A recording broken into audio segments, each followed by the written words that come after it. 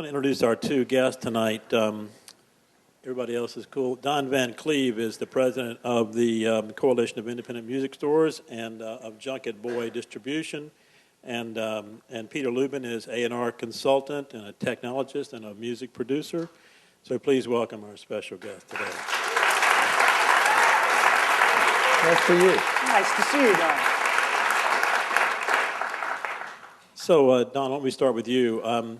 So can you talk a little bit about what the coalition is and what it does and your relationship to it and your distributor too? Sure. I'm located up the road in Birmingham, Alabama. We have 15 employees. I went to engineering school, but building skyscraper type engineering and not dialing in sound. Really hated the life. Wanted to get out of the coat and tie. So my wife and I in 1988 moved to Birmingham about the time you were all born, and opened a record store called Magic Platter, very CD only kind of establishment. Through the years, we became pretty well known, won Best Record Store in America twice.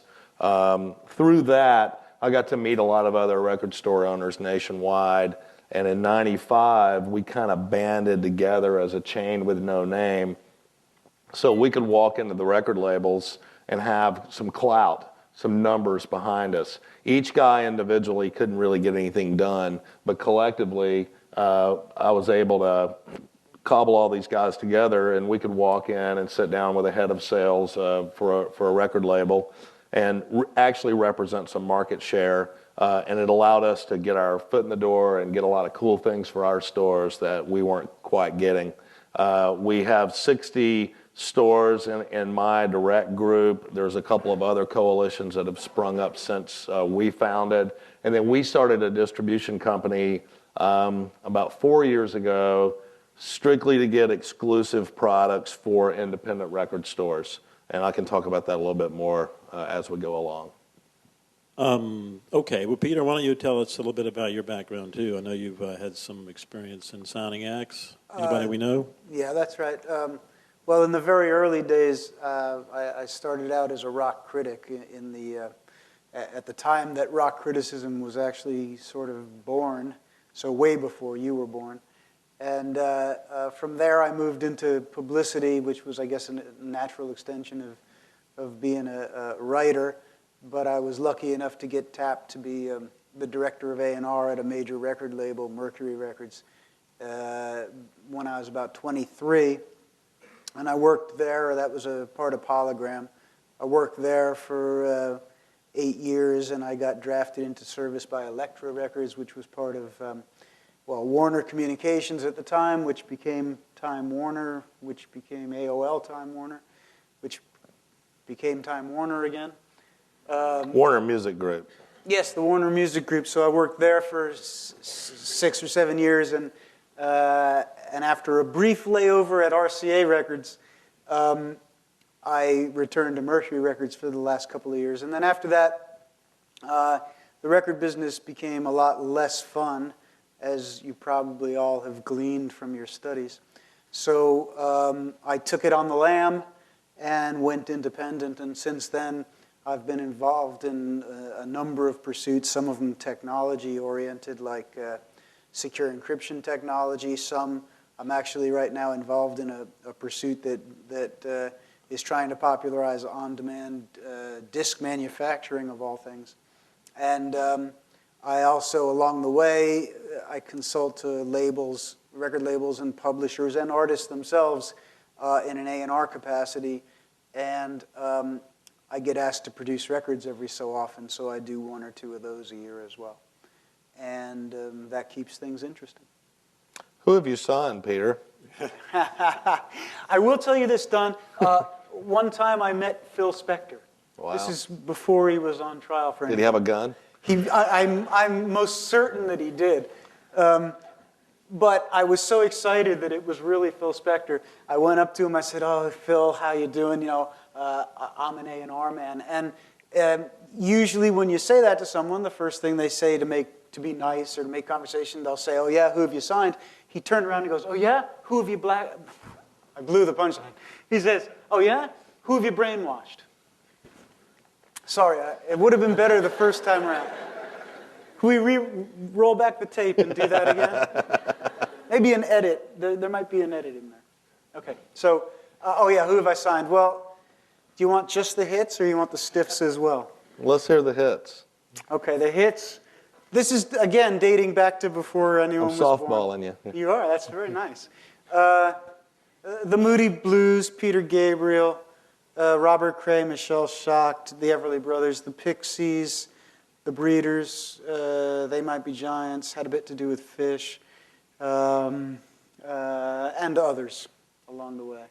Soundtracks and greatest hits packages and millions of records. So how do those bands come to you? I mean, how do you find these people? Different story? Every band comes in a different mysterious way, you know.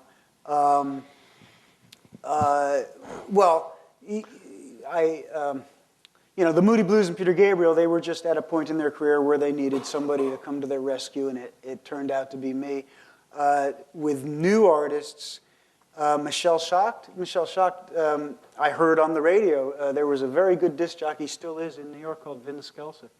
And Vince Scelsa was talking about her on the radio, and that got the thing rolling. It's a long, lurid story, as they all are, but that's how she came into being.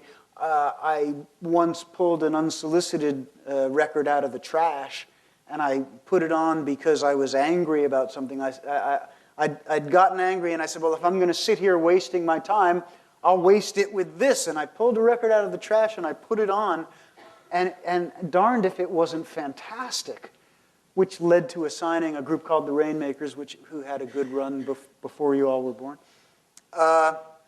et cetera, et cetera. It happens in so many different ways. I can guarantee you he never got a band then off of MySpace, you know. No. Well, Which no, is I shouldn't say that. What's really crazy is in the A&R community now, you know, MySpace is such a massive part of what they do. They got people that do nothing but troll around.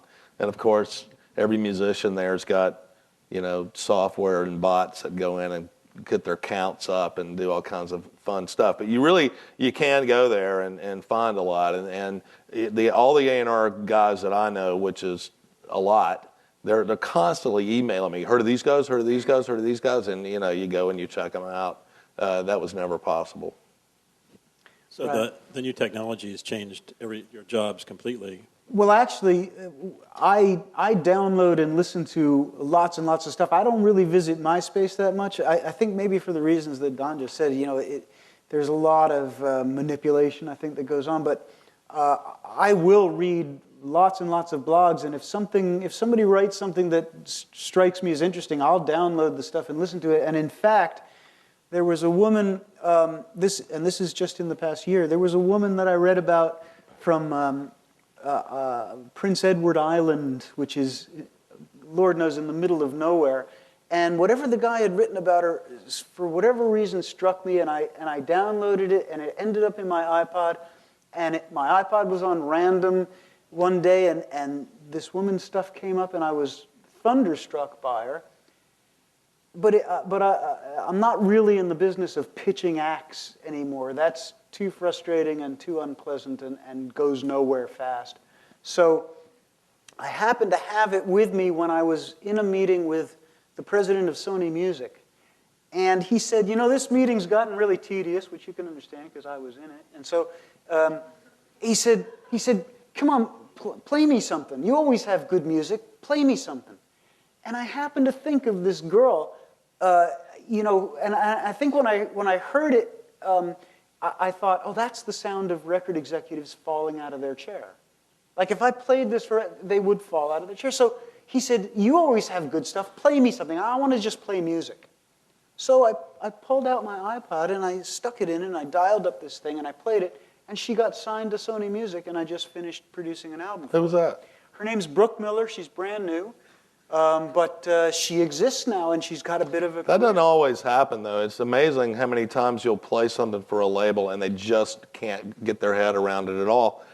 I remember I have a partner who has a radio show that's very popular in Birmingham called Reg's Coffee House, and he and I work in the Coalition office. And at that point, I still had a record store, And, he came running down the hall one day and said, listen to this.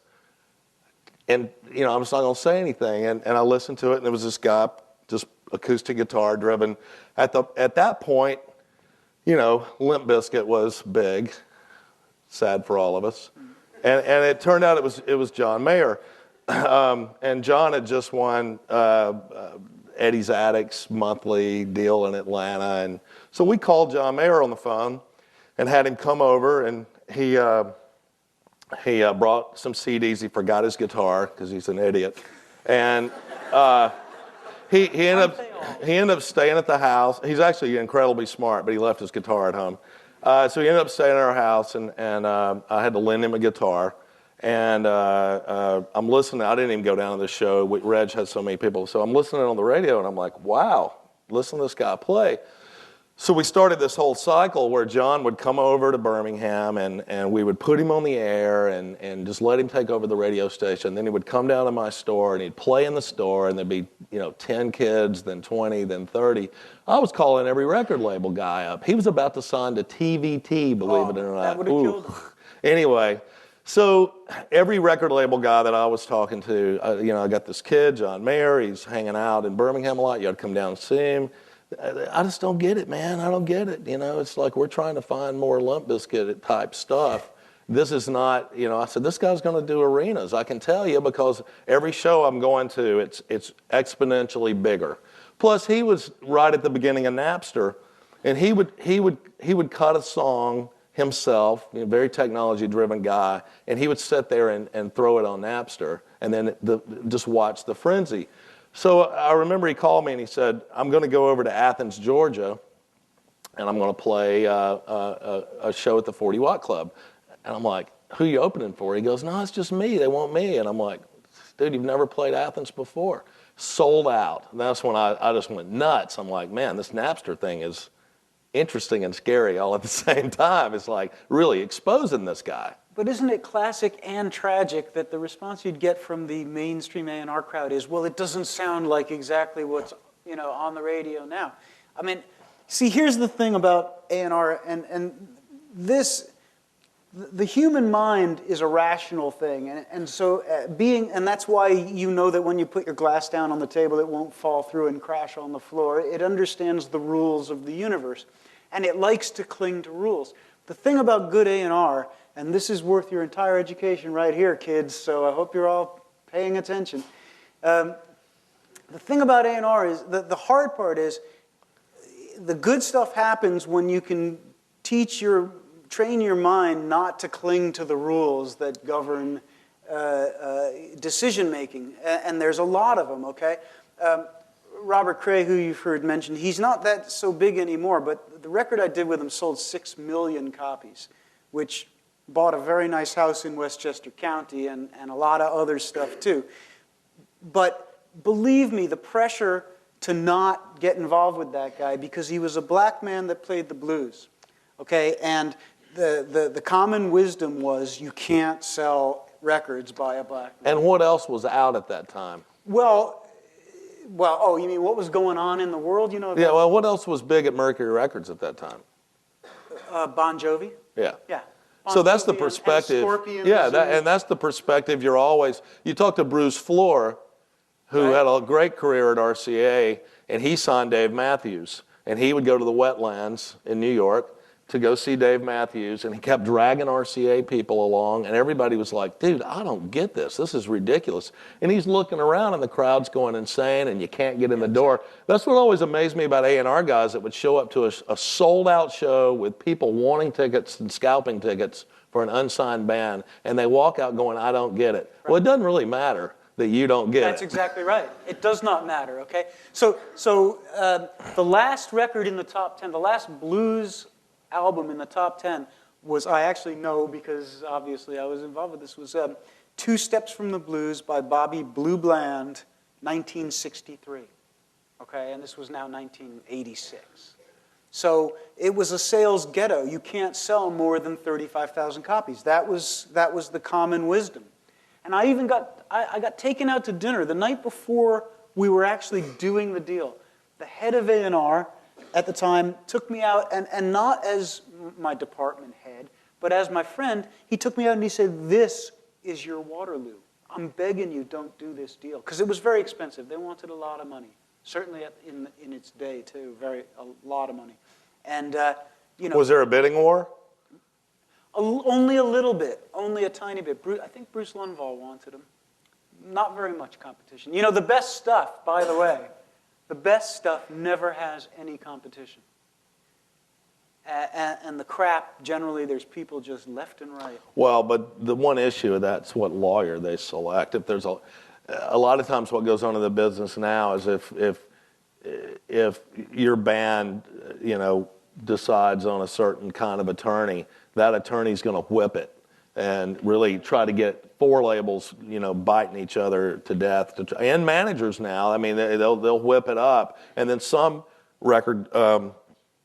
attorneys will go, "Hey, this is perfect for Peter. Let's just go do it there." And if you're into it, they'll do it there and not really get all that game going. I did used to have a sort of a credo, though.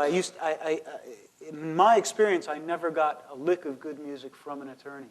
Right? That was one thing. At least none of the stuff I ever did happened to come that way. I'm not saying it would be impossible. It just didn't. And the good stuff is the stuff that, it violates the rules, like I said, so not that many people gather around it because it just seems oddball at the time.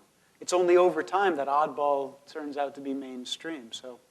Well, you had that experience with the Pixies, correct? Absolutely. I mean, you just didn't. Although the nice thing about the Pixies was I thought I was in uncharted waters. I thought, "Ooh, this is spooky. I'm in a world of my own, mining the depths, to find this group, the Pixies." And yet, when I delivered Doolittle to the record company, I mean, almost every Elektra employee came around and said, "We signed the Pixies? I didn't know that. They're fantastic." And that was before the internet too, and it was really hard to get word, to get critical mass. Radio existed, and radio was the only way to get critical mass on anything at the time. You didn't, now things can heat up on the internet so fast. Our little distribution company we'll go out and grab new bands as fast as we can and try to stop them from signing big record deals and try to say, "Okay, hold on, take a breath. We'll distribute to you into all the great record stores in America. You go do your digital deals with whoever you want to do them with. Let's grow you for 6 months, and then you go sign with somebody." We've done that a couple of times. We did it with Clap Your Hands, Say Yeah. We did it with Tapes and Tapes. We just did it with this band, Manchester Orchestra, that I think is a phenomenal band. We're talking to every other kind of buzz band out there now, just trying to get everybody to calm down this whole process of. Except that it's not calming in a way. I got to tell you, I have trouble once the internet frenzy starts, and then you get a hold of the Tapes and Tapes record, or you get a hold of whatever. I find it's really hard to clear your head and have an objective point of view about listening. Who, me or me? Yeah. I find that I start from a place which is like, so this is what's really good. It's already been vetted by everybody, and then, it gets hard to start distinguishing between your grizzly bears, your band of horses, your mid-lakes, and it takes a lot of effort, by the way. All those are good, though. Yeah, I know. So I like the mid-lake. Let me ask a question of Don. To the young people in this audience who have bands and records, what chance do they have of getting you to distribute those records?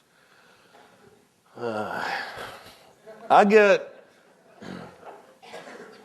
get 60 unsolicited pieces of mail a week, and we file them and we don't throw them in the trash, and they rarely get listened to unless some trusted something comes my way, or I'll always go check out things on what. I mainly listen to unsigned music. That's kind of my passion and what I do all day, every day. So if it feels like, also look for the team. It sounds horrible, but it's not just about the musician. It's about who's managing them, who's going to be their agent if there is one. Do I think the people behind the scenes have any kind of credibility at all? Can they grow this artist? Because if I'm going to invest any time and effort into them and try to talk all these seasoned record store guys into getting behind this band. I got to know that the band's going to show up and deliver, and that's a crapshoot a lot of the time. It really is. So, you know. It's funny from an A&R. And plus, it doesn't need to suck, right? From an A&R perspective, I don't even get as far as who's the manager, who's the publicist, who's doing promotion. I've discovered that the most important thing is to take a measure of the character of the people making the music, and what are their horizons, and are they playing to win?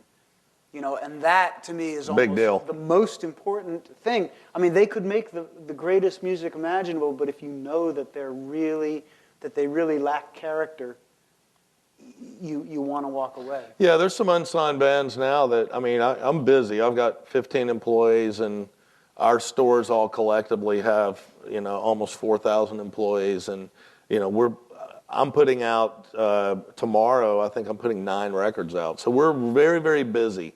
And I still, though, find time to get intimate with a few artists at a time that are looking, and I've kind of run across them, and I've got to know. And he's exactly right. I will walk away in a heartbeat if it's sketchy. If there's anything sketchy about it, I just don't have time. And the thing is, I just don't have time. It doesn't mean they're not good or they don't, you know, they can't go. It very well might mean they won't make it, though. It might. Because that's kind of the way the industry, you know, they're looking for players. They're looking for people that have their game on. And, you know, not necessarily the musician has to have their game on because you're a musician, you know. But unfortunately, now you're looked to build your own brand as long as you can before you let somebody else help you. So it's almost gotten down to where, you know, the musician has to kind of control their career to a point. And I'll always ask a lot of questions about, you know, what are you doing? You know, just the technical questions. You know, how many cities have you played? And you know, what's your online presence like? And have you sold any recordings yet out of your trunk? How many? That kind of stuff is very important. But you know, if I feel like I'm getting fed a line, I'll walk away pretty quick. But you're also looking for a certain buzz that the band has already created. Helps. If they have, you know, bands don't deserve to be national until they're local. That's right.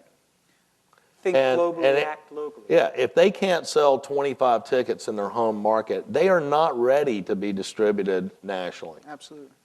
They're not. So it's almost like bands have to do this, and they've got to go, okay, if I'm a New Orleans band, I've got to conquer at least 5 cities in Louisiana, Mississippi, Alabama, or whatever your radius is, wherever your hometown is. You've got to mean something to somebody before you're going to mean something to everybody. And that's also a lot of musicians contact me. I'm very prominent on Facebook.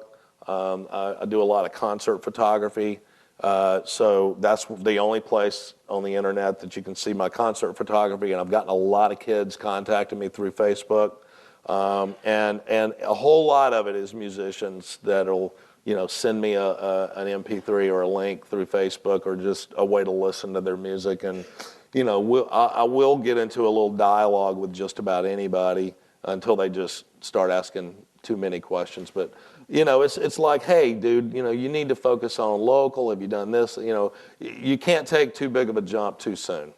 let me ask you another question about, are you selling the big hits in your stores? Yeah, I mean, you know, if Kanye comes out, it's number one for us, just like it is for everybody else. But our chart is radically different looking than the top 200 chart. I mean, radically. You know, a band like Band of Horses will debut number one for us, or you know, it's every week is a different. It's the Plant and Krause record will be number one the rest of the year. There's no doubt about it, and deservedly so. Mm-hmm. What about you're not dependent on the major record. Britney Spears' record that came out 2 weeks ago was in our top 10. I mean, it was undeniable that many records could sell across the country and us not collect some of those people. It blows my mind, but you know, it kind of kind of works out that way. But no, we're not dependent on the top hits at all. Although they're traffic drivers, I mean, it depends on what you call a top hit. For us, a Wilco release can make a summer. Radiohead coming out in January is a gigantic deal for us. Waiting to see what Nine Inch Nails is going to do is a big, big deal to us. Waiting to see what Christina Aguilera is going to do, not such a big deal. Well, tell me about the new model that you've been talking about. We talked about today, Amoeba, and the idea of service and employees who know something about music. Well, I mean, our stores from day one, we've got a lot of older brands, right? Anybody here from Austin? We have Waterloo Records as one of our partners. In Denver, we have Twist and Shout. In Portland, we have Music Millennium. We have Easy Street. We have Ear Ecstasy in Louisville. So we have these brands that have been trusted filters for 20 to 30 years in their marketplace. And they're getting marginalized somewhat by the internet. But, our biggest enemy has been Best Buy for 15 years. They have come in and they've cut music prices to $3 below our wholesale generally. So a lot of us go to Best Buy to buy all the hits because they're cheaper there than buying them directly from the record label. How screwed up is that? So our stores really focus on being very, very into turning people on, having that loyal staff that's been there forever that simply knows everything about music. We've got store guys that can tell you every drummer on every Blue Note record from the starting in the beginning. We have people that are almost savant about some music facts, and you go in there and they'll tell you what's going on. And it's very much that filter concept. A lot of bloggers are kind of taking that thunder, obviously, and there's trusted bloggers out there that are definitely recommending to people, and that's what our stores have always been great at, is recommending what's coming up or what the next big thing is. Well, Peter, let me ask you something about A&R. Earlier today I heard you talk about this. What advice would you have to somebody who wants to be an A&R person? Today's advice is turn your backs on the major record labels. Don't aspire to go there and work there, because if you do, you may be watching them padlock your office and sell all the filing cabinets and desks and chairs. A&R from this point forward is you doing for yourself what they can't do for themselves, which is discover whatever you think is the right horse to bet on, and then find a way to put that horse on the track, meaning into business, and grow that business the way any small business owner. Peter, isn't the line between A&R management, tour manager, publicist, new media person, isn't that line really blurred once you get down to this level, though? I mean, you're all those things. Right. A&R being an art of saying no, dialing things back and kind of controlling the sound. Yeah, when you talk about A&R, the term has never been more anachronistic. That's the right word, isn't it? Yeah, it doesn't exist anymore. I mean, it's been fading away as a craft and a pursuit for 20 or 30 years, and now it's really pretty much dead. I mean, it still has that sort of fabulous cachet and allure, and everybody wants to do it, but it doesn't really exist. What really exists is being entrepreneurial and building businesses around things that are sustainable. A&R guys that I know, and I know dozens and dozens of them that are left in the business, they're kind of glorified product managers at this point, because if you have a band on J Records, for example, Clive Davis will tell you what that record's going to sound like. You have no say-so. First of all, if you're an A&R guy there, you have no power. You can't sign a band unless he says you can sign the band. And then you can sign a band that sounds this way, but the radio department says it's got to sound that way to get played on big radio, which is all they understand. So, you take this band and you put them through a meat grinder and they come out sounding like that because that's what they think radio needs. If that's what you want to do for a living. Well, the Clive, Arista, BMG cabal there, that's the most onerous of all that exists right now. And, don't quote me, but Clive Davis can't die too quick. You're on video. I know. As far as I'm concerned, Everywhere. because he's done more to single-handedly wreck the music business than most of the other guys who've done their fair share. Look at the American Idol franchise. Yeah. You're darn tootin', okay? Listen, the same 12 guys have been running the record business. Literally, it's down to 12 guys, and they've been running the record business for the last 20 years. And let's just plot the trajectory so you know how capable they truly are. Just because their reputations are outsized and they spend a lot of time, inuring their public persona, does not mean that they're talented or wise or, any combination of the two. A fun experiment is to go on and look up the Wikipedia on each of those guys and see what their publicist has written. It's the funniest thing, man. Oh, one time, Clive Davis, just because I just remembered, he was being interviewed by Charlie Rose, and therefore he was on television, just like I am now, sort of. And he clearly forgot himself because he was pontificating in the way that only he can. And he actually said to Charlie Rose, well, when I signed Bruce Springsteen, and then you actually saw him get a grip for a second and realize he was on TV, and he said, in association with the late, great John Hammond. Yeah. But he had said that so many times that he came to believe it. Yeah, absolutely. I've seen that. And it's so not true, Well, that happens a lot in A&R where, there's always these debates that goes on, and it's almost like anybody at the company can claim that they found and signed somebody now. But that's because these companies are such venal places full of insecure executives that really don't know, have a clue what they're dabbling in to begin with. Trust me. Trust me. Is everybody fired up to be in the School of Music? Let me tell you something. I did this group once, and this group should have been really much bigger than they ended up being because the record company destroyed them. They were called the Refreshments, and the way you guys know them is they did the theme to King of the Hill. So you guys love them every day of your lives. I know you do. Don't deny it, okay? But they made a debut album that was spectacularly great. Spectacular. Thank you, Don. Our store sold 400 Street Week. And they were from Tempe, right? Tempe, Arizona. They were the biggest thing in Arizona, and rightfully so. Okay, but here's the story I want to tell. Right in the middle of me making this record, the president that was at the label when I signed the group got fired and was replaced by a particularly diabolical executive who had destroyed a number of record companies prior to this and was now had his sights set on... Did he destroy Air America too? Yes. Okay. That's the guy. That guy. And now think about it. He destroyed Air America, okay? Something so important, and they let him in. He also managed Nirvana at one point. And destroyed that.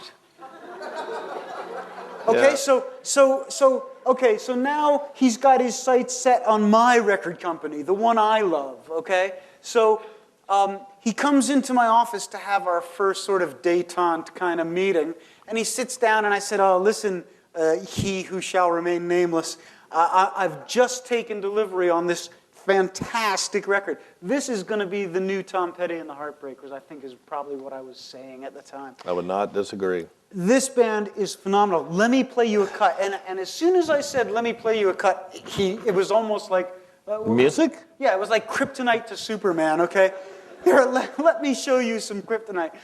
So I said, let me play you a cut, and he goes, "Bleh," And the first one on the record opened with what educated music enthusiasts would call the Bo Diddley bee, dum da dum da dum da dum dum dum da dum da dum da dum da. So the record starts playing, and he's trying his best to bear up under the misery of being inundated with sound, and I can tell, he's starting to squirm in his seat. So after 30 seconds of inflicting pain on the new president of the music company where I was, I mercifully shut it off, and he looks at me and he says, "Oh, I get it. It's like the Rolling Stones, Now, they don't get it, okay? But It's nothing like the Rolling Stones. well, the Rolling Stones might have purloined that beat from time to time, but that's not what you say if you have a clue about rock and roll records, okay? Which he didn't, which none of these guys do, which leads us to where we are today, which is why you should all turn your backs and never pay them any mind anymore ever again. Now, when he says... Now you got me going. There are some amazing independent companies in this business right now that are doing really good things and I would go to Merge or Sub Pop tomorrow. Yeah, in a I'm only heartbeat. speaking about the major labels. But he's right. Once it gets above that point, they get into this thinking because you got to understand when the CD came around. And all the square footage opened up. All of a sudden, everybody's selling CDs. Grocery stores, Blockbuster, every chain is buying every other chain up. I mean, if you had a chain of record stores in 91, you sold at the top of the market. And, there were people sucking everybody up and buying everybody. And these guys got all trapped in really shoving a bunch of units out there. And I think you were saying earlier that they actually, it started raining records because they created this gigantic pipeline that they had to cram stuff through. They built, their distribution companies became bigger and bigger and bigger because they were making so much money. They were billion-dollar companies all of a sudden. That's right, all of a sudden. And they thought, well, if we're a billion-dollar company, we can be a $3 billion company. How do we do that? Market share. Yeah, we increase our, you want to talk about market share. So every label decided, how do you see, for example, once upon a time there was a thing called CBS Records, and they had a label called Columbia. And Columbia did really well, mostly on the back of this guy, John Hammond, that Clive Davis wouldn't give credit to unless he had a gun or a TV camera pointed at him. So Columbia Records was very successful. They said, well, what do we do now? Well, let's have a sister label. We'll call it Epic Records. That's sort of like Columbia. Epic sounds nice. And we'll have a whole separate record company, and that'll increase our market share. Sure, that worked out well. But over time, even independent labels like Chrysalis started saying, well, Tom Zutaut is a cool guy. Let's give him a label. I think that, was that he signed Guns N' Roses. Yeah, he must be a genius. So let's give him a label, and that'll help increase our market share. And then suddenly that label's got to have acts. I mean, a label in and of itself is nothing. It doesn't even actually exist. A label is a sum total of the artists that are on its roster. Okay. Fast forward to 1999, and the Universal Music Group's new release book got to be that thick for an every 2-week release cycle. Yeah. And that's when we started noticing they weren't paying attention to anything in there. Well, you can't possibly, because every record is about something. It may be about something lousy, but it's about something, or it has a point of view, hopefully, or it's not just rubbish. So in order to successfully promote it, market it, publicize it, sell it, you have to know what it's about. But the record companies didn't solve that ornery problem about there only being 24 hours in a day. Because it takes the better part of 45 minutes to play an album, okay? And that's only one time. And how are you going to learn your product if you don't play it a few times at least? But if there's 47 of them coming out next Tuesday, do the math. You can't listen. It's fun when a young act will reach out to me and go, well, I'm thinking about signing with so-and-so. Okay, cool. I said, have you gone in there and asked them for promo copies yet? Oh, okay, cool. I said, when they open that cabinet up and there's all those promos there, start pulling everyone out you've never heard of and go, what happened to them? What happened to them? What happened to them? What happened to the other 7 female singer-songwriters they signed that didn't happen? Why do you want to go there? you're not ready to go. I mean, that's my standard pitch to them. It's like, go and look at everybody they've signed and see how many of them have actually done anything. Right. But they signed him out of this need to fill a thing that to keep that guy from having it. Yeah, that was another reason. There's so many bad business practices that stack up one on top of another. I can give you I'll give you another reason why the whole kingdom came tumbling to the ground, and that's called SoundScan. Okay, SoundScan was the worst thing that ever happened to the record business.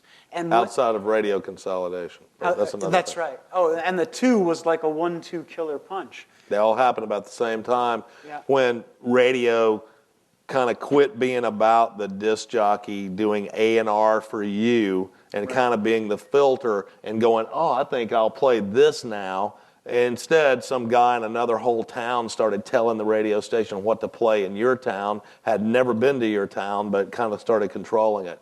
And SoundScan came out about the same time. SoundScan was a bitch, because what happened was, okay, because of the way SoundScan was structured, it wasn't SoundScan itself, which was a good tool. The distinction, because production departments that were responsible for how many records to actually press on the machines, they didn't have reliable information as to how many got sold versus how many were being made. There were good reasons to have a thing like SoundScan. The real tragedy was when the Billboard charts adapted SoundScan as the Bible for what's selling. Okay, because it instantaneously took the Billboard Top 200 and turned it upside down like this. Because records for the 80 years before would enter low and work their way up the charts, and the whole goal was to have a #1 record. Okay? SoundScan came along, and buying patterns didn't change, and you can probably bear this out. Buying patterns didn't change. The more records sell in the first week than in the second week, and in the third week, and the fourth week. That stayed the same. But Billboard measured it so you'd come in the chart at #3 and you would start tumbling down the charts. Okay? And the effect that had at the record labels was staggering. Demoralizing. So demoralizing, because you couldn't rally any enthusiasm for anything. Just picture in your mind, the president of the label calls the head of promotion, well, because they also had the same thing for tallying radio play and whatnot. So the president of the label calls the head of promotion and he says, gosh darn it, we lost our bullet on this single. You get that bullet back, and I don't want to hear any excuses, or you're out of a job next week, right? And in the olden days, the head of promotion would get his team together and he'd say, okay, you go left, you go long, I'll throw the bomb, we'll make it happen. And they would. And the next week they'd get their bullet back and they'd go, yeah, we did it. SoundScan era comes along, and the head of promotion would say to the president, you must be kidding. Madonna is getting 37 plays more than we are. End of discussion. There's no more bullet. Goodbye and good luck. Right? And that would be the sum total of the discussion. So there was no rallying around and let's move this, let's get this going, marketing, you do this, sales, you do this. Because the next Wednesday, the thing would flop on your desk, the SoundScan report, and your record would go from 37 to 114, and that's the way it was. And you'd just go... And then it'd go away. And unless you wanted to spend another $1 million on a second single. Right. And the story would leak into the popular press. For example, it would say, well, Paul McCartney's fabulous return to form, whatever, every one of his albums, every one of his tragically bad albums is a return to form. But, it would say, oh, well, it came in at #3, but this week it's #17. It must be a real stinker. Well, it turns out that it was, but that's not the point. The point is, it would be in People magazine or in Us Weekly. They would report this thing, so everything was a flop. The whole record industry became one giant flop because every record was doing this, and nobody did anything to stop this or correct it. I would say, and I'm not saying this because I'm a visionary, I'm saying it because I suffered through it. This was a business I adored, and I suffered. watching this occur, I would say to presidents of labels, we really should just stop buying SoundScan. That would do a world of good. Man, and they would say, I would never go back to the days of smoke and mirrors. Well, what happened was SoundScan is, every time you get a CD scanned at the record store, that magically pipes up to this computer that counts. And what really started happening was, just like Jaws became the summer blockbuster that changed the movie industry, the music industry got radically changed by SoundScan and the way they had to do it. In the old days, they could develop a band. You would put it out. You would start working it. Work for weeks and you would and work months it and work it and work it, and you try to rise up the charts. What changed was, with SoundScan, you try to debut as high as you can. You don't try to just put it out and work it and work it. For no good reason. For no good reason. So you had to do all this stuff on the front end of a record coming out. You had to spend tons of money at radio. You had to amp up all the marketing, and you really had to kick a hype machine in a major way, and that was very unhealthy for growing bands. There are so many bands now that would have had a career in the 70s or 80s that won't now because they don't do it fast enough. That's right. And, Bruce Springsteen, he would never get signed today, ever. Bob Dylan, I doubt he would get signed Bruce today. Springsteen would be a car mechanic in South Jersey, no question in my Yeah. mind. Let me interrupt. Let's ask some questions because we've only got about 10 minutes. Oh, Wanna open it up? sorry. Anybody have any questions of these? I would love to ask a question, if you don't mind. Can I ask the audience a question? How many of you have the new Radiohead record? Everybody. Okay, great. It's good, right? How many of you actually went through and got it from the band's site, paid or not? Great. How many of you paid something? Pretty good. Okay. It's an interesting model, and it's something that we've been very involved with because Radiohead is a very near and dear band for our coalition of stores. And, we're in the physical goods business, which a lot of you probably have distanced yourself from physical goods, or you're only buying vinyl, or you're only buying something on CD if it's a band you really have to collect. So it's kind of interesting how they decided to just throw it out there and let the tip jar system kind of work. And that is going to be a revolutionary shake in this business. And you're going to measure what this business does from the day they announce that forward. That's my prediction. The next 5 years is going to be dominated by what they decided to do.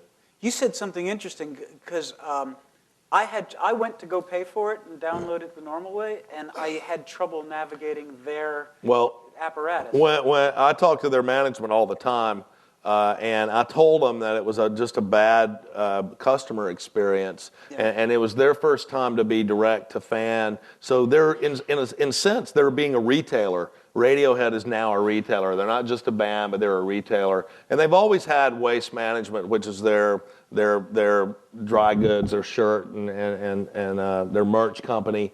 But they weren't prepared for the customer interactions they had to do. I tried repeatedly to go on and get it and failed, and I'm not a Luddite. I know how to do this. Yeah, me neither. And I finally had a guy down the hall from me walk in and hand me a burn of it, because I just couldn't get it any other way. I finally went where I always go and got it for free. On a P2P, yep. Well, everybody says P2P, but I use other things that I don't consider P2P. Rapid Share, is that P2P? Yeah. It's coming off someone else's hard drive, right? No, well, it's being uploaded into some server in Denmark. I don't know. Whatever it is. Well, if it's Danish, it's got to be P2P. It's delicious, It's especially delicious. in the morning. Thank you. Hi, I have a question for Mr. Van Cleave about independent. That was my dad's name. I'm done. I'm done. I'm from Manchester, Michigan, close to Ann Arbor. And in Ann Arbor, there was a School Kids record. Mm-hmm. And then a School Kids in Exile. You know it. Steve Burton. He knows Sure. everything about retail. Okay, well, I just found out I was going to ask you questions about, how to help support, and then I just found out that he is now just online because he couldn't afford his space. And it was a small space. It wasn't very big. Yeah. Steve's not the best businessman. That's That's exactly. That's telling it. Hey, look, listen. You know, the thing that I have to fight all the time are record stores closing. That's my, albatross right now. Every time a record store closes, I get the calls. New York Times, LA Times, Wall Street Journal, Spin, Rolling Stone. They all call immediately. I'm just sitting there waiting on them to call. And invariably, every store that I know that closes, it wasn't a great store. So right now, what we're going through, and a lot of these guys were music people and not business people. And they might have had at one point glory years. At one point, School Kids in Ann Arbor was the best record store in the United States of America. Really? Before it was in exile? Oh, I'm talking 15 years ago. It was an amazing store, and he had unbelievable, inventory. And this is one of those shakeout times where it's survival of the fittest. And if you're not good, you're going to go. Do you think there's hope? I mean, is there anything? There's definitely no hope. If he just becomes. There might still be business, but there's no hope. Yeah, I mean, Don't listen to him. He's all of his inventory. And he's still ordering for people who want. Yeah, online. The best place to sell physical goods right now is on Amazon Marketplace or on eBay. I mean, you can make a fortune just sitting around in your underwear selling CDs right now because America is very under-retailed, right? It's almost like throughout this whole process of Lubin here shoving good records out there, Best Buy put a lot of great record stores out of business, and the independent stores have just gone down to where there's a handful of really awesome ones still left. And, so middle America can't really they can't go in a store and buy music. What are you going to buy at Walmart? They've got 4,000 titles tops. You're not going to buy, so really online is the only hope you have. Even in Ann Arbor, you've got Borders world headquarters there, and they're not. I mean, they're just not that great either. Yeah, even it was a great haven for local musicians, and he even had a label that helped put out. Yeah, that's the ton of tragedy. Yeah, because where else can we go except? But okay, thank you very much. One more question. Hi. I have kind of two questions. Sorry. The first question Good thing is, we're both here. what are your thoughts on the 360 deal contracts that are coming up now? How much time we got? Yeah, really. Do we have another hour? Okay, put on your asbestos suits, everybody. Really? No. The only thing I would say on the 360 deal is you really should read Steve Leeds' article in the New York Times on Sunday. It was excellent. Go on the New York Times website and listen to what he has to say. They've got these new little audio clips next to the article, and you can hear Steve Leeds Jeff Leeds. Steve Leeds is a musician, I guess. Jeff Leeds, he gives his analysis of it. And I can't really add to that. He did such a good job in that article. Go read that to really understand. He hates it, obviously. Just look at it on the face of it. They've grown so inept at the thing they were designed to do, which is sell records, that they've decided, we have to grab all the rest of the real estate so that we can do an equally poor job of that. These companies, first of all, are bombed out shells of their former selves. They don't have the skill set required to do any of the things they're currently blackmailing these poor acts into giving up. I will say, I will fight that on a couple of levels. Paramore is a great example of a band that I think... Except didn't they develop themselves... There's a very successful current model of that. I'm not saying, I don't know their deal. I don't know what they gave up or what they didn't give up. Right. What you get for signing a 360 deal is a check. You get an advance on all those income streams. It's what you used to get for a record deal. Yeah, it's what you used to get for a record deal. But now you get a little taste of money on your merch and on your every band that I know, I'm not justifying it. I'm telling what you get. Every band that I know, when you say, why do you want to sign a record deal? So I can quit my job and pay my bills off, buy a van, and go on tour. Wow, I'd take one for that, for those reasons too. But, it's like, because it's the easy excuse for not having to do the work. You can call it that, but a lot of bands, if they don't get to do all that, They don't get to do all that. I'm involved in so many bands where, Idiot had kids and got married before he should have. And, he's got a family. He can't afford to abandon them and pursue his dream unless someone finances it. And this is what record labels do. Indie labels and major labels, they finance your dream. It's just how much of your soul are you selling, Robert Johnson? Because that's exactly what it comes down to is, you're giving up a lot of stuff to pursue your dreams, and that's what happens in a 360. Yeah, that was a good question, though. My second question was, what do you think of companies like Starbucks and Redbull signing these artists? I personally think it's great because they don't price compete with us. They sell more physical goods, keeping that business alive. Starbucks has how many outlets? How many in the U.S.? 11,000 or so in the U.S. That's 11,000 record stores selling. They only sell 30 records.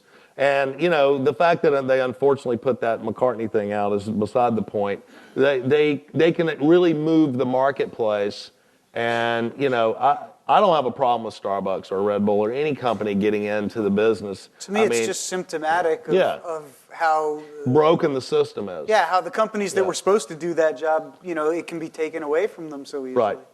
Well, let's thank Don Van Cleave. Hey, look. Hey, all right. Oh. Nice move on that part. We got time for an encore, right?